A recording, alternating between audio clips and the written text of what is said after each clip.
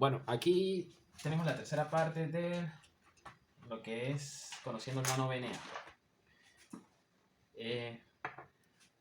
Yo ya tengo el dispositivo desarmado, de hecho lo voy a dejar así porque como lo estoy analizando y estudiando, hay bastante información referente al proyecto este del nano VNA. Hay como 3 o 4, o sea, hay una persona que recibe los créditos y a esa persona se le suman 3 o 4 colaboradores. En GitHub está la documentación del proyecto. Es un diseño hecho en la plataforma ARM con un Cortex M4 y está desarrollado en Python. Bueno, eso es referente a los creadores. En esta página está todo. Ahorita la vamos a mirar un poco. Yo estuve observando la documentación que allí facilitan, todavía la he mirado con detenimiento, pero sí me interesa más o menos comprender cómo es que funciona. Me llamó la atención observar que hay mezcladores en el diseño, que son, estos 3 son mezcladores. Son el SA602 o NE602. Son mezcladores de aplicación general, pero que hacen muy bien el trabajo. Yo busqué documentación sobre cada parte, cada componente del diseño. Entonces yo voy a ahorita cambiar de plano con la misma cámara y vamos a mostrarle lo que yo he ido investigando, ¿no? Primero vamos a acercarles aquí la placa. Ajá. Entonces fíjense.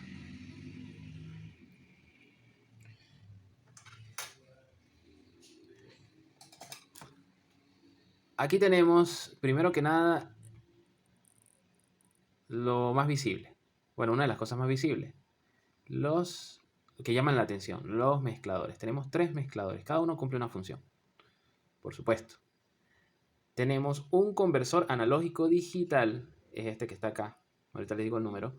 Tenemos el microcontrolador ARM. Tenemos un gestor de cargas, cumple 2 funciones. Gestiona la carga de la batería de litio-ion que está acá, y adicionalmente es un boost, o sea que eleva los 3.7 a 5 para que así todo el circuito cuente con una tensión estable de 5 volts. Aparte de eso, tiene un slot para leer SD cards, bien sea para descargar información, datos, tablas, etc.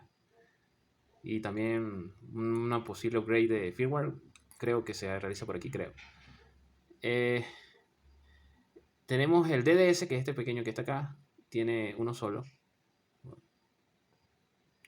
Y unos pequeños componentes por acá que toca mirar cuál es la función en sí. Aquí también tenemos son circuitos integrados, dice U. Sí, son todos circuitos integrados, excepto este que dice Q1, que es donde tengo el destornillador ahorita. Tenemos acá la conexión de la pantalla, que es directamente gestionada por el microcontrolador. Tenemos el scroll, un mando, ¿verdad?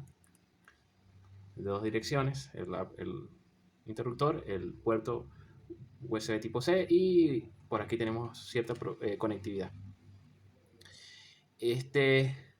Bueno, una vez que ya les he mostrado, porque ya he investigado un poco más, no mucho, pero sí lo suficiente para decirles con propiedad lo que les estoy manifestando. Entonces, ahora sí vamos a movernos acá y cambiar de plano. Primero que nada, aquí tenemos... Ya, voy a hacer aquí pausa para apagar el flash. Primero que nada, vamos a conocer un poquito el proyecto. Toda esa información está en esta página, nanovna.com. Entonces, aquí dice: NanoVNA es un analizador de red vectorial VNA portátil con un contorno pequeño, diseñado originalmente por EDI555. Es un analizador de red vectorial VNA de bajo costo, pero de alto rendimiento en su punto de precio. con pantalla LCD y se puede alimentar con una batería de iones de litio de 3.7 volts. Como saben, la mayoría de los aficionados, NanoVNA se ha convertido en el proyecto de analizador de antena y VNA más popular en la comunidad desde su lanzamiento en el 2019. Esto es muy cierto. Aquí tenemos una imagen más o menos parecida a un diseño anterior al que yo tengo. Luego aquí dice, Eddy aloja su repositorio de firmware y hardware en esta página de GitHub. Vamos a abrirla. Abrir una nueva pestaña. Ajá, sigamos leyendo. Siga este enlace para obtener los esquemas originales y la documentación del firmware. Huygens mejoró el diseño original de Eddy 555 mediante la introducción de dos extensiones. Entonces, Eddy 555 es como el creador y luego vienen otros colaboradores que han mejorado el diseño como este tal Huygens. Aquí están las dos cosas que él mejoró, en esencia. Uno, la fuente de alimentación. Vamos a ponerla ahí. Ok. La fuente de alimentación de la batería más estable. Entonces luego dice, el mezclador SA612 de NanoVNA necesita una fuente de alimentación estable de 5 volts para funcionar. Por lo tanto, la versión original de Eddy 555 no pudo alimentarse de manera estable con un paquete de baterías de iones de litio de 3.7 y requiere una fuente de alimentación USB externa para funcionar sin fallas. NanoVNA-H de Huygens, la H supongo yo será por el nombre, NanoVNA mejorado con un convertidor elevador CC, o sea, de corriente continua a corriente continua de 5 volts, que permite un funcionamiento estable impulsado únicamente por batería de iones de litio 3.7. Entonces, la primera mejora que introdujo Huygens es que le agregó un dispositivo que eleva la tensión de 3.7 a 5 volts. O sea, un convertidor bus elevador. Bueno, aquí más abajo dice lo segundo que él mejoró. El original de Eddy 555 NanoVNA fue diseñado para funcionar en un rango de 50 kHz a 300 MHz. La ampliación del diseño de Huygens, la frecuencia de medición es hasta 900 MHz. Estoy arreglando un poquito lo que dice, porque como eso está traducido con el Google, pues bueno, mediante el uso de armónicos de la frecuencia interna del sintetizador. Entonces, lo segundo que mejoró él es que aprovecha los armónicos para ampliar el rango de medida. Siga este enlace para comprobar el firmware y el hardware de la versión rediseñada de NanoVNA de Huygens. La última versión es NanoVNA H revisión 3.6 y Nano-H4 revisión 4.3. Nosotros tenemos la revisión 4.3, esta. Es el que adquirimos. Puedes comprar, bueno, varias versiones. Bueno, ok. Y aquí tenemos entonces el enlace a la página de GitHub del que lo mejoró, de Huygens. Entonces aquí está la información.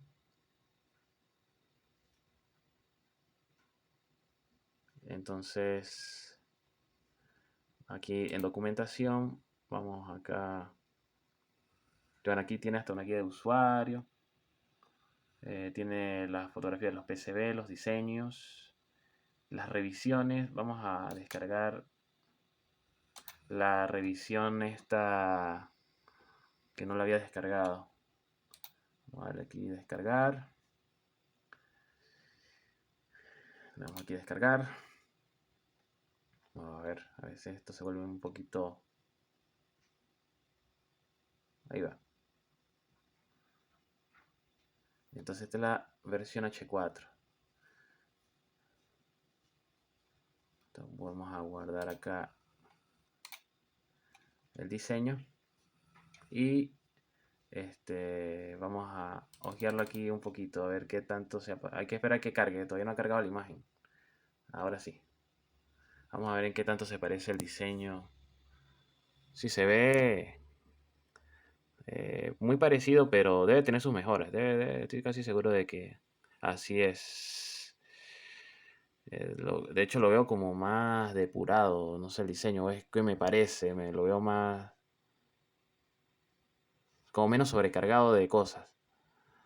Algo así, no sé, no sé si es una impresión, habrá que revisar bien el de Eddy 555. Entonces, este es el de Huygens, que ya lo guardamos. Bueno, guardé la página, no he guardado el documento. Vamos a guardarlo acá en... un momento. Ok, entonces aquí tenía una confusión. Este es el NanoVNA. NanoVNA. Ok, y tenemos... tengo el documento aquí abierto ese. Vamos a cerrarlo. Este supongo. Todos estos documentos pertenecen a esa carpeta. Pero me interesa tener esto bien acá organizado. Entonces, este se llama NanoVNA y el de Hugen se llama, que es como una mejora, ¿no? Nano VNA-H. Y aquí guardamos esa revisión. Bueno, listo, como para tener las cosas ordenadas. Entonces esta es la versión mejorada, pero vamos, es bonito arrancar con la versión inicial. Entonces vamos a ver, vamos a entrar acá, yo creo que lo había abierto, aquí está, el de Eddie 555, que es el autor principal. Los demás son como que los colaboradores.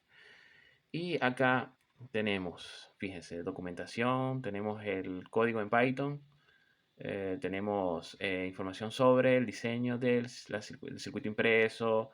Me imagino que por ahí deben andar los archivos Herbert, librerías, en fin, esto, o sea, esto es para revisar con calma y detenimiento. Ahorita, como queremos es como más o menos ver cómo funciona el circuito que les, el que, por lo menos la parte que les señalé. Primero ver cómo él acondiciona la señal, qué tratamiento le da, cómo hace él para obtener medidas fiables independientemente de la frecuencia y esas cosas, ¿no? Entonces, este NanoVNA.schematic yo ya lo había bajado y lo tengo acá. Ajá, vamos a ver. Aquí está. Este es el NanoVNA. El de Eddie, o sea, sin las modificaciones de Hugen. Pero bueno, más o menos se parece. Es muy... De hecho es el mismo, pero con nada más con las mejoras que hice de detalle. Entonces, fíjense en lo siguiente. Aquí nos interesa ver, o nuestra principal área de interés es analizar esta región. Vamos a ver si puedo acá marcarla. No. A ver, sería... Ya va. Vamos a ver. Ok, ya pude usar la herramienta. En realidad creo que es mi computadora. Ajá, entonces aquí remarqué el área de estudio de interés de momento. Lo que vamos a ahorita focalizarnos a realizar mediciones.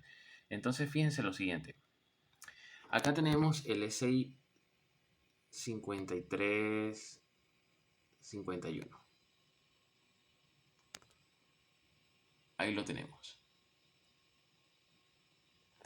Y el SI 5351 tiene la particularidad de que puede generar tres señales de las cuales por lo menos dos son independientes. O sea, yo puedo, por ejemplo, generar acá una frecuencia y acá otra. Entonces, lo que es muy útil en esta aplicación. ¿Por qué? Porque el creador utiliza una de las señales que genera para distribuirla en los tres mezcladores que están acá. Fíjense, sale la señal CLK0. Vamos a aumentar acá un poco la resolución. Ahí está. Entonces sale la señal CLK0, acá donde tengo el cursor. Y fíjense, se va por acá y se distribuye a través de este divisor. Esa misma señal se reparte acá en U7, U8 y U9. Entonces, siendo estos mezcladores, que aquí es este diseño que tenemos acá, las señales entran, una de ellas, o sea, el CLK0 entra en el pin 1 de cada uno de los mezcladores. Volvamos acá. Fíjense, en el pin 1, perdón, corrijo, en el pin 6 de cada uno de los mezcladores. Fíjense, viene por acá, luego viene esta y viene por acá, y esta y viene por acá. Entonces, en el pin 6, acá. Entonces, una de las señales de entrada del mezclador, vamos a ver aquí un momento un diagrama más comprensible. Aquí está. Entonces, una de las señales del mezclador entra acá por la pata 6 y luego se mezcla. La otra señal entra por el pin, vamos a ver. La otra señal sale de CLK1, viene por aquí, baja por acá y entra al pin 1 de acá. Si seguimos el recorrido, esa señal viene por aquí, viene por acá. Una porción entra por aquí y otra porción viene por aquí, viene por aquí, viene por acá y entra por acá. Entonces, en el mezclador U7 entran CLK0 y CLK1. En el mezclador U8, que está acá, entra por aquí. También entra una señal por acá. Y también que es CLK1, ¿verdad?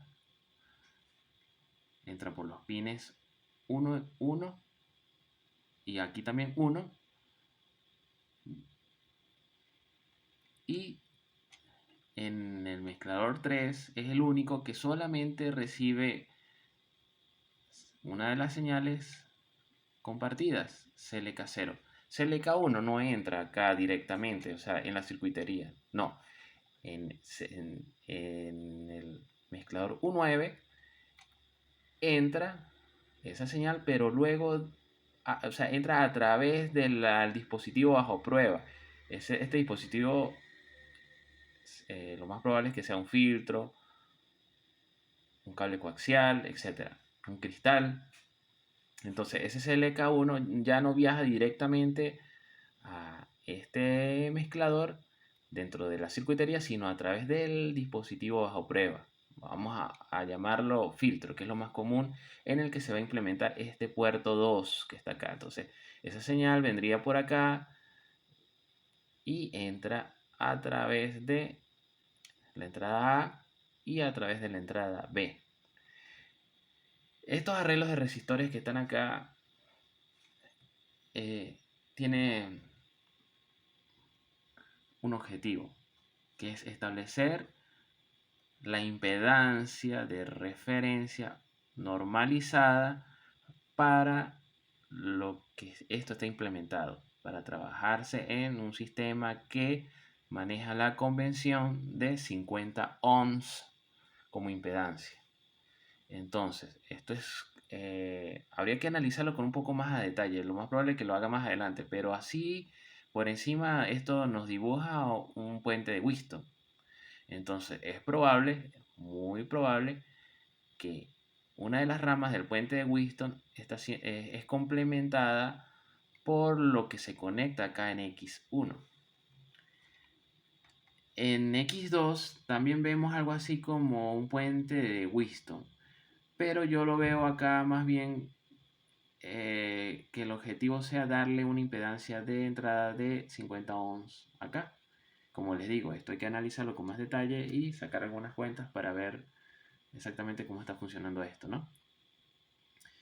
Entonces, recapitulando, estos arreglos de resistencia a las entradas de los puertos son unos puentes de Wheaton que establecen bajo qué referencia vamos a trabajar, en este caso a 50 ohms. Acá dice 49.9, 49.9 porque estos son los valores de resistencias comerciales que consiguió el diseñador de este sistema, de este circuito, para usar. Pero bueno, esto se entiende de que es que él está buscando establecer un valor de referencia de 49 ohms. Entonces, ese valor de referencia de 49 ohms lo hemos expresado en esta resistencia al puente Wheaton. Entonces, que el valor que hay aquí en este puerto lo va a comparar con esto. ¿En qué es útil este puente de Wheatstone en este puerto 1? Para evaluar antenas, o sea, ondas reflejadas. Allí es donde en especial el U8 funciona. Él va a tratar de cuantificar cuánta porción de la señal que sale, en este caso en CLK1, que dijimos que viaja por acá, viene por acá, viene por acá, una porción sale al dispositivo bajo prueba y hay otra que retorna. Esa que retorna se está evaluando por acá. Entonces, U8 tiene especial aplicación en la hora de medir ondas reflejadas. U7 tiene una especial aplicación en generar, perdón, en cuantificar qué magnitud de señal está presente acá y qué frecuencia. O sea, él se va a encargar de gestionar esa parte, como decir, de ver qué es lo que sale, del dispositivo. Y U9 está preparado para escuchar lo que viene a través del dispositivo bajo prueba. Entonces, este tiene especial uso en el momento que estamos evaluando filtros. ¿Por qué? Porque él es el que va a registrar los valores que están después del filtro en el momento que se hace el sweep, lo que vimos en el video anterior. Entonces este U9 va a cuantificar la respuesta de ese filtro. Entonces fíjese lo siguiente, acá de hecho el esquema es claro, el U7 lo nombran como referencia, es U8 como reflejada y U9 como transmisión. Entonces, vemos que cada uno tiene una aplicación. Resumiendo, U7 y U8 trabajan en conjunto para generar señales, cuantificar qué tipo de señal está siendo presente, qué señal regresa. Y U9 tiene la función de cuantificar la salida de un filtro o la respuesta de un filtro. Y otras aplicaciones, por supuesto, pero vamos a hablar de filtro, que es para lo que más se podría usar. Las salidas o el producto de la mezcla de esas dos señales salen por los pines 4 y 5 de cada mezclador. 4 y 5 de cada mezclador. 4 y 5.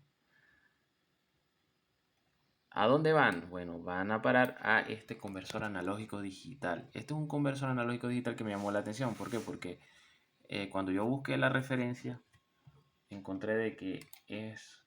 Aquí lo tenemos. Vamos a abrir aquí un momento el datasheet.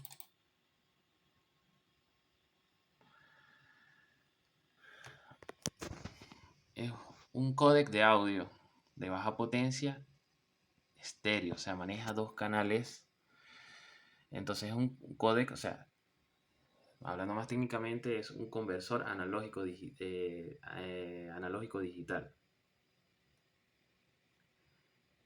Y también, por lo que estoy viendo acá, también es digital analógico. O sea, las dos cosas. En este caso está siendo implementado como un analógico digital, como un ADC. Y bueno, tiene muy buenas cualidades. Por eso es que no le dejaron esta tarea al microcontrolador que aquí implementan el Cortex M4, sino que la conversión analógico-digital se lo dejaron a un dispositivo dedicado que va a hacer, por supuesto, mejor el trabajo y no va a sobrecargar de tarea al microcontrolador. Por supuesto, esa conversión luego va a parar al microcontrolador, que es donde está el código que la cuantifica. Entonces, bueno, bastante curioso. Entonces, si esto es un conversor analógico digital para audio, entonces lo que nosotros vamos a esperar acá en la salida de los mezcladores es una frecuencia en el orden de audiofrecuencia. O sea, algo que va de 0 a 20 kHz más o menos, ¿no? Que es lo que se maneja en audio. Entonces, lo que vamos a corroborar casualmente son esas cosas. Vamos a, por ejemplo, a tomar mediciones acá para ver cuál es el valor de CLK0, cuál es el valor de CLK1 para una frecuencia dada. Y vamos a ver qué obtenemos a la salida de los mezcladores. Todo eso con el osciloscopio. Entonces, voy a volver acá a colocar el dispositivo para que hagamos esas medidas. Y así vamos comprendiendo cómo funciona esta parte que tengo acá marcada, que sería lo que en instrumentación se le llama acondicionamiento de la señal. Que si lo abordamos en términos técnicos, o sea, este VNA le aplica un heterodinaje a las señales para que sean confiables, para que se manejen en un orden de magnitud fácil de procesar para, en este caso, el conversor. Entonces, lo que podemos esperar a la salida de estas señales se les podría llamar como una frecuencia intermedia. Esa frecuencia intermedia que se genera acá es la que a la final se procesa y se mide. Y eso tiene muchos beneficios, porque al yo trasladar en orden de magnitud la frecuencia de estudio a simplemente una frecuencia intermedia, la cual lo único que me tengo que preocupar es por estudiarle su magnitud y no depende de la frecuencia porque siempre va a ser fija, eso trae muchas ventajas. Y por eso es que se implementa con facilidad un dispositivo dedicado a audiofrecuencia. Si esto no se usara, tendríamos el microcontrolador o el circuito de adecuamiento tendría que lidiar con variaciones de magnitud que están muy relacionadas al valor de la frecuencia. ¿Por qué? Porque estos dispositivos como el 5351 y muchos más no presentan una linealidad en todo el rango de frecuencias. Es algo obvio. Entonces eso pudiese traer problemas. Entonces me parece muy ventajoso, muy ingenioso y muy simple aplicar heterodinaje a las señales de estudio que se procesan en el VNA. Espero no ser tan repetitivo y que me entiendan. Entonces vamos a ir preparando acá el instrumento y vamos a tomar esas medidas. Ya continuamos. Aquí lo tenemos funcionando. Entonces, para que se nos facilite la comprensión, primero vamos a hacer lo mismo que hicimos en el video 2. Vamos a trabajar con el funcionamiento más sencillo, más simple de entender, que es el de generador. ¿Por qué? Porque si se entiende eso, se entiende lo demás que él hace. O sea, en cuanto a su funcionamiento, ¿no? Entonces vamos acá a estímulo y luego, perdón, en estímulo y luego en generador de onda continua y vamos a trabajar con 100 kHz. Me gusta esa frecuencia para que sea bastante fácil de comprender. Entonces, en este momento, el VNA se está comportando como un simple generador. Esta parte es como verlo de que nada más se le está asignando frecuencia al start, pero no se le asigna nada al stop. Entonces él se queda quietico ahí, no se le asigna un rango de barrido. Eso es más o menos lo que está ocurriendo allí. Y bueno, entonces voy acá al osciloscopio y vamos a verificar que tengamos una señal cuya frecuencia sea de 100 kHz. Vamos a darle aquí a auto.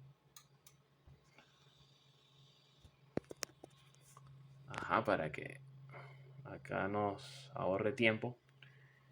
Y ahí tenemos una señal de 100 kHz, tal cual como lo dice acá el contador, 100 kHz. Y un voltaje pico de 344 milivoltios. Vamos a fijarnos nada más en esos dos valores. Ajá, entonces estamos obteniendo lo esperado, ¿verdad? Bueno, entonces vamos a darle vuelta acá al nano VNA. Vamos a ver, vamos a voltearlo acá con cuidado. Vamos a asegurarnos que esta punta no se afloje. Ahí tenemos la señal. Y vamos a tomar medidas. Lo primero que vamos a medir y que me da, por lo menos a mi curiosidad, es para una frecuencia de 100 kHz, ¿qué señales están presentes en CLK0 y qué señales están presentes en CLK1? El SI 5351 lo tenemos ahí. Y el pin 10 y 9, que son los que corresponden a esas señales, están justamente, ya se los voy a señalar, aquí, en esta esquina. Este es el 10 y el anterior es el 9.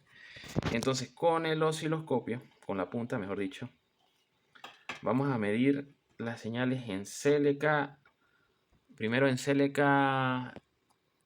0 y luego en CLK 1.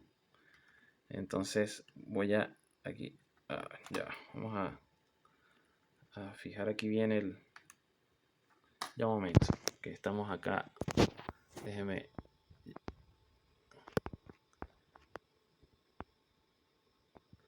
aquí quitarle zoom.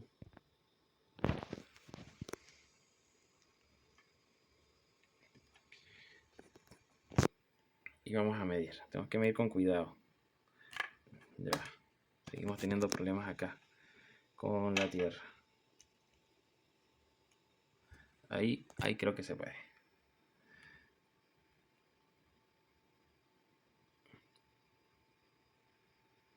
Ahí tenemos la señal en CLK1. Vamos a darle un auto.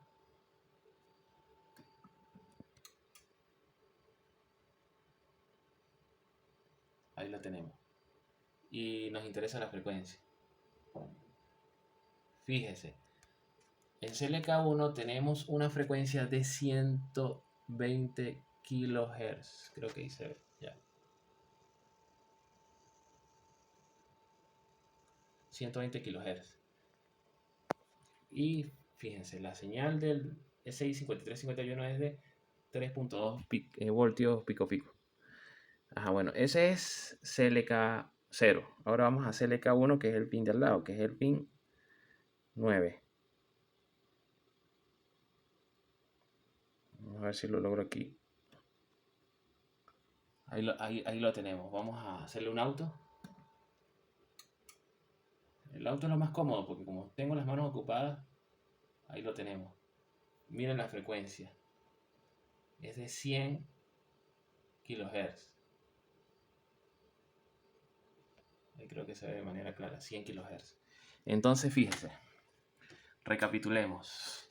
Tenemos en CLK 0 120 kHz que entra a los mezcladores, 120 kHz. A los tres mezcladores entran 120 kHz a una de las entradas.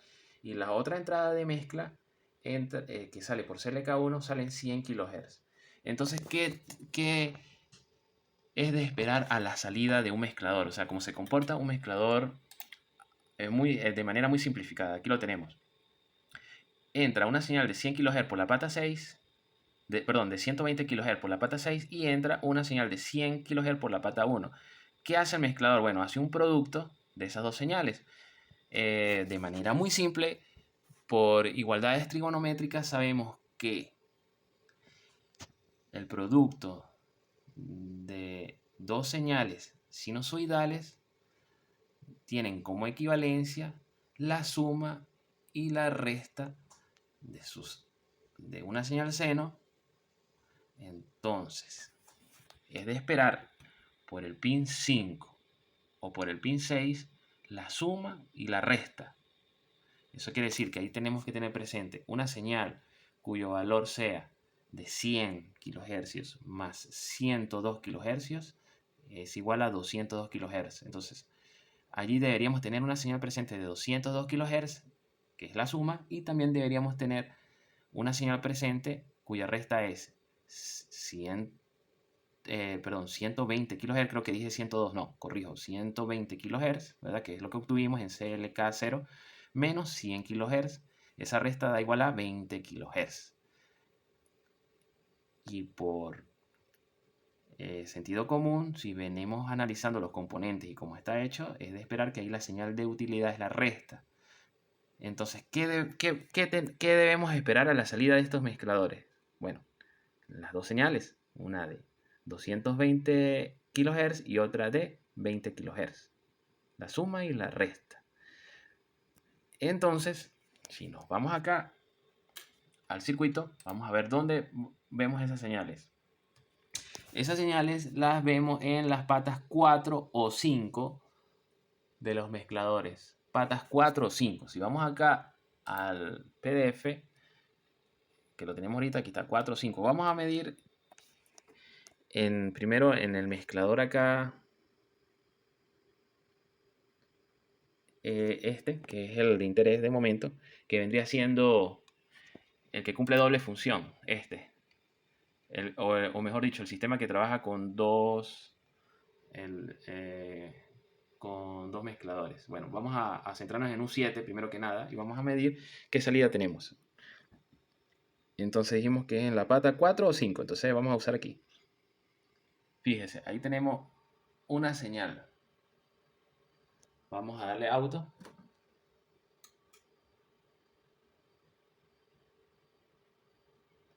Y ahí tenemos algo, ¿verdad? Pero se podría decir que es algo loco ahí. Miren lo que tenemos allí. Vamos a bajarle aquí un poquito la magnitud. Es algo allí que, mire cómo está el contador. No hay que contar. Dice 10 kHz, 9 kHz. Si yo, vamos a decir, subo esa señal allí y le aplicamos un trigger, es como que si hubiesen como dos señales. Le cuesta definir por cuál se guía. Mira la frecuencia que acá... Ah, no, bueno, esos parámetros son de otras medidas que hice. Pero le cuesta, ¿no? Es una señal extraña. ¿Y por qué se ve extraña? Lógico, porque tenemos dos señales allí. Entonces el osciloscopio no haya que medir. No sabe si medir la de 220 kHz o medir la de 20 kHz. Entonces, ¿cómo se soluciona eso? Porque eso no solamente lo sufre el osciloscopio, también el conversor también se va a ver confundido. A pesar de que él tiene un ancho de banda de nada más cubrir audiofrecuencia, es muy probable que se vea afectado por la presencia de la mezcla, el producto de mezcla indeseado, que es la suma. Bueno, aquí lo simplifican y lo resuelven de una manera muy fácil. Fíjense que aquí, a la salida de todos los mezcladores que están acá, los tres lo tienen un filtro paso bajo, un filtro en configuración paso bajo. ¿Dónde está ese filtro? Aquí está. En este caso, entre esta resistencia y este capacitor, igual para esta salida. Entre esta resistencia y este capacitor, si sabemos, esto es una configuración de un filtro de naturaleza paso bajo. Le podemos calcular rápidamente la frecuencia de corte a ese filtro, ¿verdad? Vamos a hacerlo acá, como yo quiero que todo se haga de manera visible y no ahí yo haciendo cuentas en una calculadora. Vamos a buscar acá una calculadora. Aquí está, calculadora de filtro paso bajo. Ajá. Y vamos a meter los valores en R. Vamos acá, que se me hizo aquí está el esquema.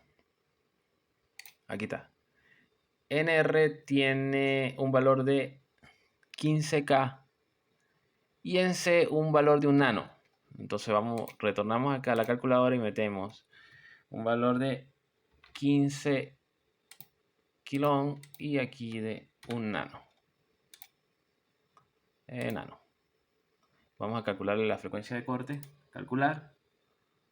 Vamos a ver qué nos dice. Y nos dice que la frecuencia de corte es de 10.6 kilohercios. Vamos a omitir todo ese montón de decimales de 10.6 kilohercios. Entonces, ¿qué nos dice eso? Que bueno, que ese filtro, fíjese que nosotros esperamos es trabajar con la resta, ¿verdad? De la mezcla, el resultante. Y sin embargo encontramos lo que nosotros podríamos esperar es un filtro diseñado con una frecuencia de corte de 20 kHz. Pero recordemos que estos filtros no son perfectos. Entonces ellos establecen, de hecho aquí se ve, esto más o menos es como sería la respuesta de un filtro real, ¿no? En la de que la frecuencia de corte no es abrupta, no es que corte en 10, no, sino que va presentando presenta en 10 una atenuación de menos 3 dB. Eso quiere decir que hay un decremento de la mitad de su potencia. Eso es lo que se utiliza matemáticamente para establecer cuál es la frecuencia de corte de un filtro.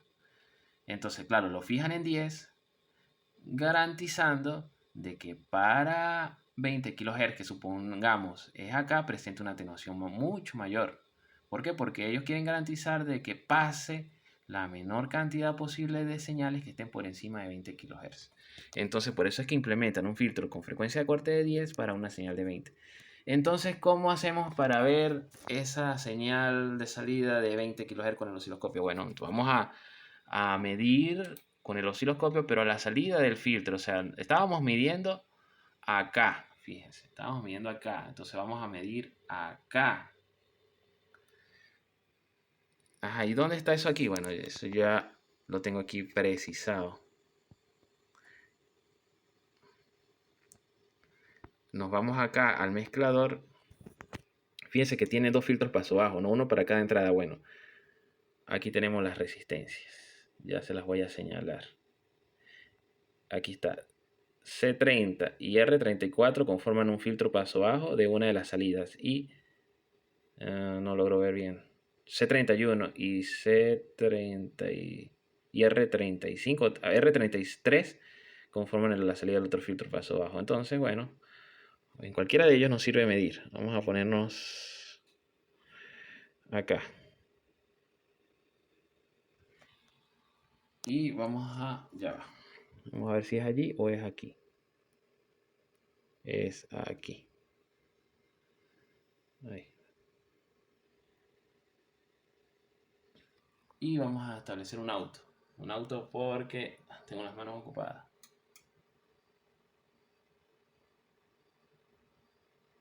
Ahí tenemos la señal. Es medio feita, ¿no? Vamos a arreglarla aquí un poquito. Ok, bueno, aquí preparamos el osciloscopio para poder medir esa señal. Entonces, lo vamos a colocar justamente en la salida del filtro, que es acá. O lo puedo hacer acá, o lo puedo hacer en este filtro. Pero bueno, aquí me queda más cómodo en este por el cable de tierra. Fíjense. Ahí tengo la señal, pero es un desorden de señal. ¿Por qué? Porque es que el filtro paso bajo es muy sencillo. Todavía deja pasar. O sea, el osciloscopio sigue siendo muy sensible y todavía ahí ve las dos señales, la resta y la suma. Pero podemos hacer una captura de esa señal con el RunStop y estudiarla con un poquito más a detalle. Para que comprobemos que allí tenemos una señal de 20 kHz. Adicionalmente, en matemática, a mí me gusta aquí usar esas opciones, para eso están aquí en matemática. Activé un filtro, aquí está filtro, ¿verdad? Lo activamos, perdón, se me cambió. Vamos otra vez acá a filtro y acá en on, ok. Ajá, ok, lo dejamos en on y aquí en el canal vamos a, okay, este es el 1, todo bien, muy bien. Ajá, y acá ponemos un filtro paso bajo. ¿Para qué? Para que nos ayude esta opción matemática a ver bien esa señal en vista de que el filtro no es de muy buen performance. Entonces vamos a ayudarnos un poco con las funciones matemáticas. Entonces voy a poner que me haga de filtro paso bajo una señal un filtro con una frecuencia de corte de, como lo que queremos medir está en el orden de los 20 kHz, vamos a poner 200, 300, para que se vea que, perdón, no tiene sentido que ponga eso, 100. Entonces él me va a graficar de color morado lo que por función matemática filtre con esos parámetros. Ahora sí, regresamos acá y vamos a ponerla a la salida del filtro. Que ahí lo tenemos. Y vamos a darle una captura de eso ya, que se mueve. Porque hay que trabajar con dos manos. Ajá, porque trabajar con una mano es complicado. Se me soltó acá ya. Ahí tenemos la medida y vamos a darle stop. Ahí le dimos stop. Ahí le dimos stop a esa señal. Ahora sí ya tranquilamente puedo soltar acá la punta. Y voy a... Ajá, ahí se ve bien. Entonces vamos a... Bueno, ya saqué los cursores, le damos acá en la función cursor. Aquí me da para tomar cursores horizontales y verticales. En este caso nos interesa el periodo. Entonces lo vamos a tomar vertical, tal cual como está allí. Entonces vamos a mover primero este cursor acá. Luego ahí más o menos. Y luego, perdón, allí y luego este aquí. Como la señal es gruesa, pues no sabemos muy bien dónde es que corta el eje. Pero ahí nos da una idea, mire, 20 kHz. Entonces la señal de frecuencia intermedia la estamos comprobando, que es la resta de 100 menos 120. Y esta señal de 20 kHz que vemos acá un poco sucia, no sé si a una señal que está congelada le podemos aplicar promedio. Vamos a ver. Nos vamos aquí a adquisición, normal. Sería bueno que le pudiésemos aplicar un promedio. A ver. No, porque está congelada. Ok. No importa. Vamos a dejar esto aquí como estaba. Que ahí se ve. Y debajo está la morada, pero no nos lo deja ver. Ay, ¿cómo hacemos? Ya va.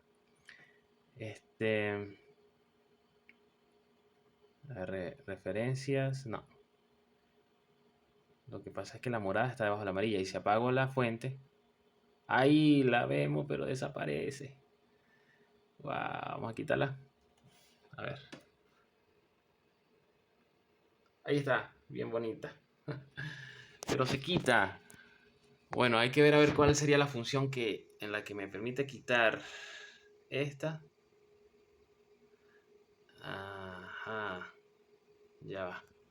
No lo veo así. Vamos a matemáticas. A ver, matemáticas. No lo veo. Pero bueno, ahí la vemos. Detrás de esta, mire. Para que me crean. Ahí está. La señal bien bonita de 20 kHz.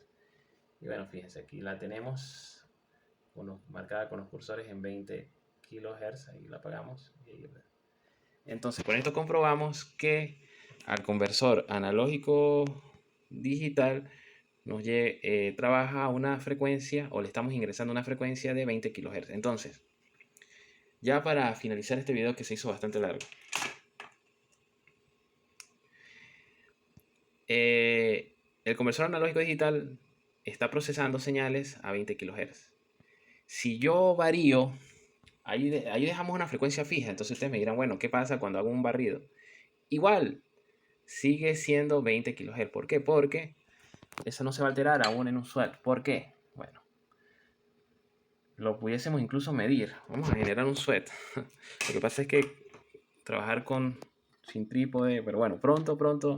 Vamos acá. Vamos a generar un span, o sea, un barrido. Entonces vamos a darle stock en 2000 kHz, o sea, 2 MHz. Entonces fíjese, ahí tenemos una señal de arranque de 100 kHz y una señal de final de 2 MHz. Entonces nosotros pudiésemos esperar que a la salida del heterogenaje pues veamos variaciones, y no, siguen siendo los mismos 20 kHz. Él hace un barrido y lo que siempre le está revisando, en este caso el conversor analógico digital, este es una señal de 20 kHz. ¿Y qué es lo que le revisa esa señal de 20 kHz? Pero bueno, primero vamos a mirar lo que les estoy diciendo para que me crean. Ok, ahí libero el stop. Voy a ponerme aquí sobre el filtro. Y vamos a prender acá el canal 1. Ahí tenemos, ay mira, ahí tenemos la señal. Pero se nos bajó mucho. Ahí. Ahí la tenemos. Se nos mueve. Vamos a cuadrarla acá en un periodo que... Ahí la tenemos. Ahí la vemos, pero claro, como está haciendo el switch, la magnitud de la señal varía un poco.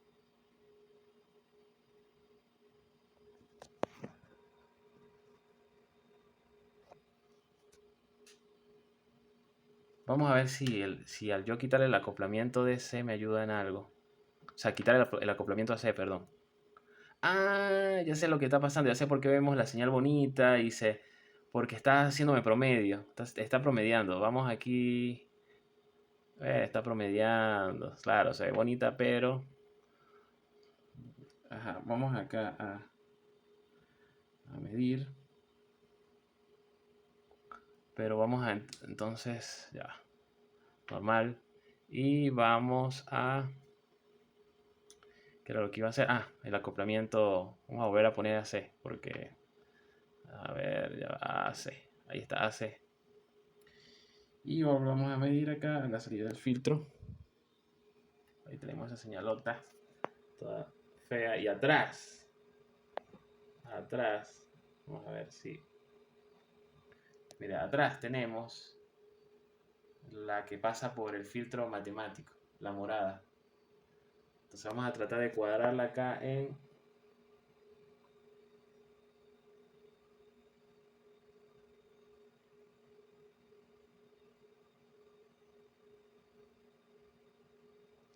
Ajá, ahí la tenemos. Voy a hacerle un stop para poder analizar y yo poder soltar acá la punta, porque... Acuérdense que ahí está haciendo un sweep, ¿no?